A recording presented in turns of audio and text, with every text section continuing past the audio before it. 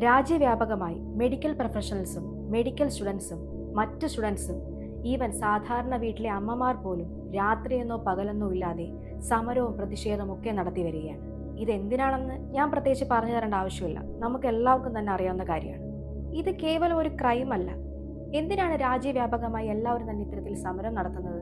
നമ്മളും ഭരണകൂടവും വളരെ സീരിയസ് ആയിട്ട് എടുക്കേണ്ട ഒരു വിഷയമാണിത്. ഒരു ഡോക്ടർ ഇല്ലാതെ നമുക്ക് ജീവിക്കാൻ പറ്റുമോ? എന്തെങ്കിലും ഒരു എമർജൻസി വന്നാൽ ആദ്യം തന്നെ ഡോക്ടറെ എന്നെ രക്ഷിക്കണേ, ഞാൻ ചത്തുപോകുമെന്ന് പറഞ്ഞ് ഓടി ചെല്ലുന്ന ആരെടുത്താ? ഒരു ഡോക്ടറിന്റെ അടുത്താണ്. നമ്മുടെ ജീവിതത്തിൽ ഓരോ മെഡിക്കൽ പ്രൊഫഷണൽസിനോടും നമ്മൾ വളരെയധികം ഡിപ്പെൻഡഡ് ആണ്. ഭൂമിയിലെ ദൈവവും മാലാഖമാരുമാണ് ഡോക്ടേഴ്സും നഴ്സുമാരും മറ്റു മെഡിക്കൽ പ്രൊഫഷണൽസും എന്ന് നമ്മൾ എല്ലാവരും തന്നെ പറയാറുണ്ട്. പണ്ടൊക്കെ നമ്മൾ സ്ഥിരമായി കേട്ടുകൊണ്ടിരുന്ന വാർത്തയാണ് ഡോക്ടറിന്റെ കോളറിന് പിടിച്ചു, കാഷ്വാലിറ്റിയിൽ വഴക്കുണ്ടായി, അല്ലെങ്കിൽ ഉന്തും തള്ളും ഉണ്ടായി. ഇതൊക്കെയാണ് നമ്മൾ മാക്സിമം ലെവലിൽ കേട്ടുകൊണ്ടിരുന്ന വാർത്തകൾ.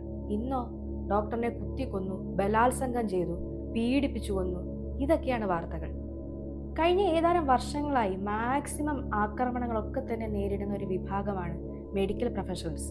ഒരു മലയാളിയും മറക്കാത്ത അതിക്രൂരമായിട്ടുള്ള കൊലപാതകം നമ്മുടെ ഈ കൊച്ചു കേരളത്തിൽ തന്നെ നടന്നിട്ടുണ്ട്.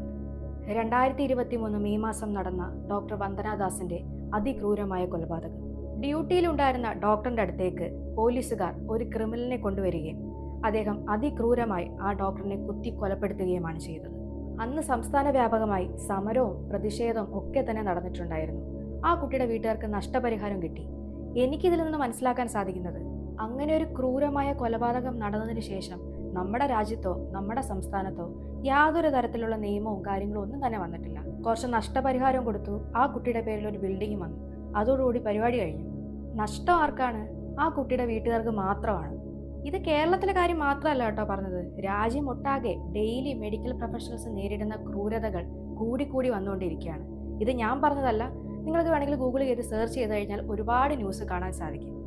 ഈ ഇന്ത്യ മഹാരാജ്യത്ത് ജനങ്ങളുടെ ജീവൻ രക്ഷിക്കുന്ന മെഡിക്കൽ പ്രൊഫഷണലിന്റെ ജീവൻ രക്ഷിക്കാൻ ഈ ഭരണകൂടത്തിന് സാധിക്കുന്നില്ലെങ്കിൽ അത് തീർച്ചയായിട്ടും ഈ രാജ്യത്തിന്റെ ഫെയിലുവർ ആണെന്ന് നിസ്സംശയം നമുക്ക് പറയാൻ സാധിക്കും. നമ്മൾ ജനങ്ങൾ മനസ്സിലാക്കേണ്ട കാര്യം, നമ്മളെ കൊണ്ട് വലിയ കാര്യങ്ങളൊന്നും ചെയ്യാൻ പറ്റത്തില്ലായിരിക്കും. മാക്സിമം പോയ ഒരു പോസ്റ്റ് ഇടാനോ അല്ലെങ്കിൽ എന്തെങ്കിലും കാര്യങ്ങൾ മറ്റുള്ളവരായിട്ട് ഷെയർ ചെയ്യാനോ ഇതൊക്കെ ആയിരിക്കും നമുക്ക് സാധിക്കുന്നത്. അത് നിങ്ങൾ ചെയ്തോളുക. പക്ഷെ ഒരു കാര്യം, 2 ആഴ്ച കഴിയുമ്പോൾ പുതിയ കാര്യങ്ങൾ വരും. സ്വാഭാവികമായിട്ടും പഴയ കാര്യങ്ങൾ മറക്കും. ഇതെല്ലാം അങ്ങ് മറന്നു പോവുകയും ചെയ്യും. അങ്ങനെ ഒരിക്കലും ഉണ്ടാകരുത്. എങ്ങനെയാണ് ഇത്തരത്തിലുള്ള ന്യൂസുകളൊക്കെ തന്നെ നമ്മുടെ അടുത്തേക്ക് വരുന്നത്? സോഷ്യൽ മീഡിയ വഴിയാണ്. അതുകൊണ്ട് തന്നെ ഈ സോഷ്യൽ മീഡിയ വഴി നമുക്ക് എന്തൊക്കെ ചെയ്യാൻ പറ്റുമോ അതൊക്കെ തന്നെ ചെയ്യുക. കൊൽക്കത്തയിലുള്ള RG car medical college and hospital വളരെയേറെ നാൾ പഴക്കമുള്ള ഒരു സ്ഥാപനമാണ്. അവിടുത്തെ സെമിനാർ ഹാളിൽ കുറച്ച് കുട്ടികൾ രാവിലെ ചെന്ന് നോക്കിയപ്പോൾ ഒരു ലേഡി ട്രെയിനി ഡോക്ടറിനെ ഹാഫ് നേക്കഡ് ആക്കി അതിക്രൂരമായി അവിടെ റേപ്പിനിരയായി കിടക്കുകയാണ്.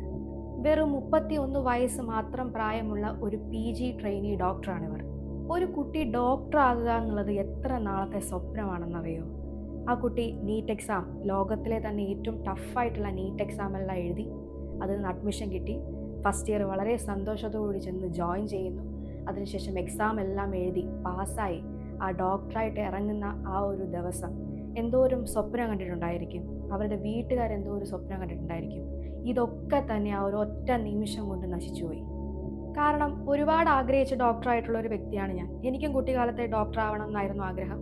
അതിനുവേണ്ടി പഠിച്ചു, കഷ്ടപ്പെട്ടു, ഡോക്ടറായി. ഈ ഡോക്ടർ എന്ന് പറയുന്ന പ്രൊഫഷൻ ചൂസ് ചെയ്യാൻ എല്ലാവർക്കും ഒരു പ്രധാനപ്പെട്ട കാരണമുണ്ട്. നമ്മൾ ചെയ്യുന്നത് സർവീസാണ്. ഒരാളെ നോക്കി ആ പേഷ്യന്റിന്റെ രോഗം പൂർണ്ണമായിട്ടും മാറ്റി കൊടുക്കാൻ സാധിച്ചു കഴിഞ്ഞാൽ അതിൽ പരം മറ്റൊരു പുണ്യവും ഇല്ലെന്നാണ് എല്ലാ ഡോക്ടർമാരും വിശ്വസിക്കുന്നത്. ഇവിടെ ആ കുട്ടിയുടെ കഷ്ടപ്പാടും പരിശ്രമവും ഒക്കെ തന്നെയാണ് നശിച്ചു പോയത്. 24 മുതൽ 36 മണിക്കൂർ കണ്ടിന്യൂസ് ആയിട്ട് നീണ്ട ഡ്യൂട്ടി എടുത്തതിന് ശേഷം രാവിലെ വെളുപ്പാങ്കാലത്ത് 2 മണിയോടെ അത് ഭക്ഷണവും കഴിച്ച് വിശ്രമിക്കാനായിട്ടാണ് സെമിനാർ ഹാളിലേക്ക് പോയത്. അതേ ഹോസ്പിറ്റലിൽ സിവിക് വോളണ്ടിയർ ആയിട്ടുള്ള ഒരു വ്യക്തിയാണ് ആ കുട്ടിയെ അതിക്രൂരമായി പീഡിപ്പിച്ചത്. സിവിക് വോളണ്ടിയർ എന്ന് പറഞ്ഞു കഴിഞ്ഞാൽ ജനങ്ങളിൽ നിന്നുള്ള ഒരു പോലീസ് വോളണ്ടിയർ ആണ്. ഇയാൾ വലിയൊരു പോണോഗ്രാഫി അഡിക്റ്റ് ആണെന്ന് പലതരത്തിലുള്ള ന്യൂസും വരുന്നുണ്ട്. ഇയാൾക്ക് 3 ഭാര്യമാരുണ്ടായിരുന്നു. 3 പേരും തന്നെ ഡിവോഴ്സ് ചെയ്തു. ഇയാളുടെ അതിക്രൂരമായ പീഡനം കൊണ്ടാണ് ഇവർ 3 പേരും തന്നെ ഡിവോഴ്സ് ആയത്. പല തരത്തിലുള്ള ക്രിമിനൽ കേസ് ഇയാളുടെ പേരിലുണ്ട്. പക്ഷേ ഇയാളുടെ സ്വാധീനം ഉപയോഗിച്ച് ഇയാൾ എല്ലാ കേസുകളിൽ നിന്നും വിട്ടു നിൽക്കുകയാണ്.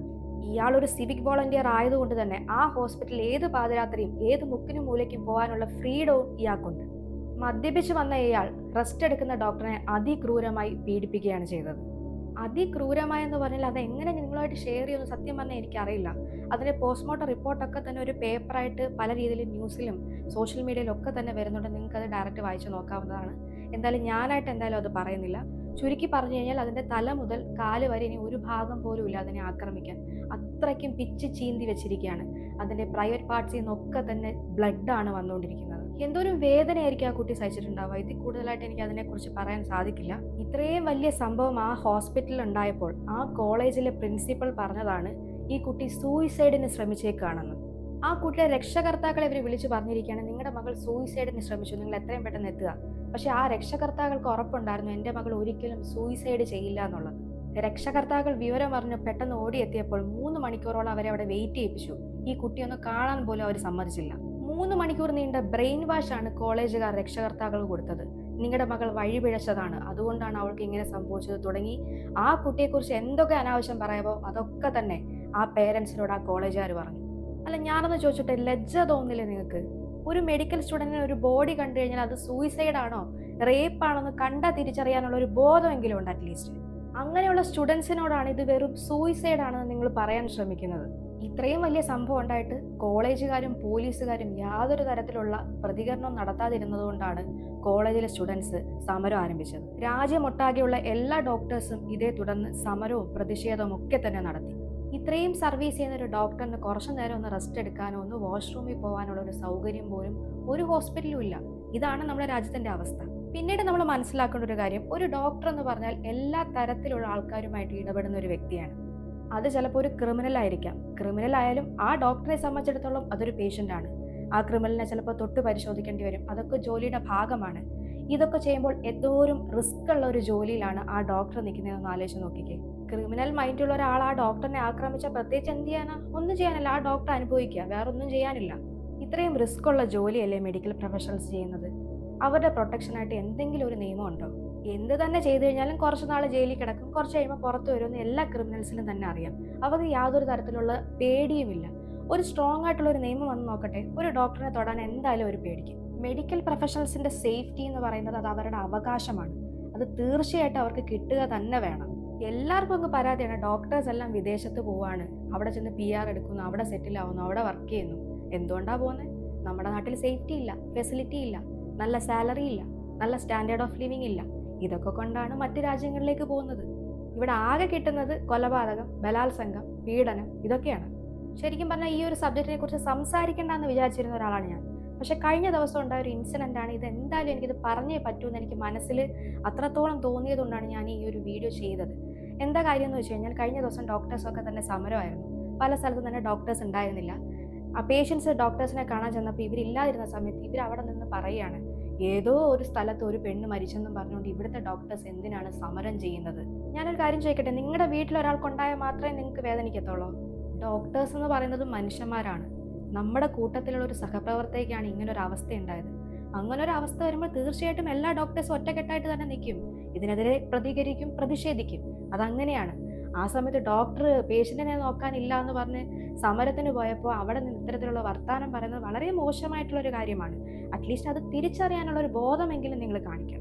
ഈ ഒരു കാര്യം പറയേണ്ടി വന്നതിൽ വളരെയേറെ വിഷമമുണ്ട്. കാരണം അത്രയ്ക്ക് സഹിക്കാൻ വയ്യാഞ്ഞിട്ടാണ് ഞാൻ ഈ ഒരു കാര്യം പറഞ്ഞത്. ഇനിയെങ്കിലും ഇത്തരത്തിലുള്ള പ്രശ്നം ഒരു മെഡിക്കൽ പ്രൊഫഷണൽസും ഫേസ് ചെയ്യരുത്. മെഡിക്കൽ പ്രൊഫഷണൽസിൻ്റെ കാര്യം മാത്രമല്ല പറഞ്ഞത്, ഏതൊരു പ്രൊഫഷനും അതിൻ്റെതായിട്ടുള്ള ഇമ്പോർട്ടൻസ് ഉണ്ട്, വാല്യൂ ഉണ്ട്. എല്ലാവരും തന്നെ പരസ്പരം റെസ്പെക്ട് ചെയ്യാൻ ശ്രമിക്കുക. നമുക്ക് അനുകൂലമായിട്ടുള്ള ഒരു നടപടി, ഒരു നിയമം എത്രയും പെട്ടെന്ന് ഉണ്ടാവട്ടെ. അതിനുവേണ്ടി ഭരണകൂടത്തിനോട് അഭ്യർത്ഥിക്കുന്നു. നന്ദി, നമസ്കാരം.